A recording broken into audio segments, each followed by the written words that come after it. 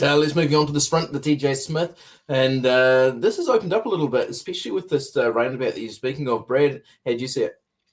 Yeah, it's a cracker race, isn't it? It's depth right across, and you can make a couple of cases for five or six of them here. I'm with Nature Strip.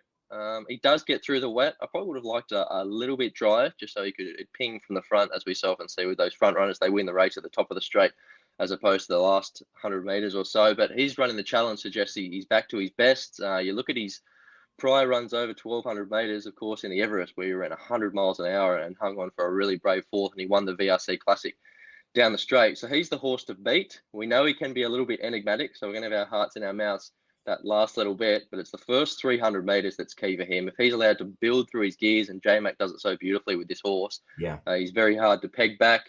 Bivouac, I think, can bounce back from Moonee Valley. Doesn't seem to like that track at all, but his win in the Newmarket was outstanding. And if you're looking at the map, he just gets a lovely cozy run tucked in behind the speed. Piarada's hard to beat. Obviously, Red Cell comes into the mix.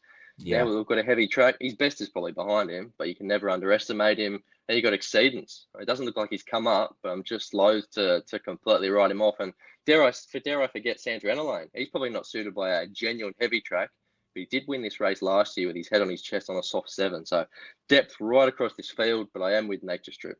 Yeah, just talking about that speed map for Nature Strip as well. Do you think he does get away with it sort of at James's own sort of tempo, or will there be a bit of pressure?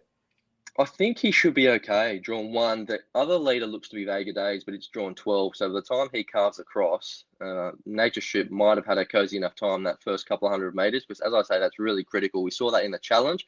Looked like they were going to be fireworks early, but just in those first couple of strides, he was able to keep the horse in his rhythm, and that's critical.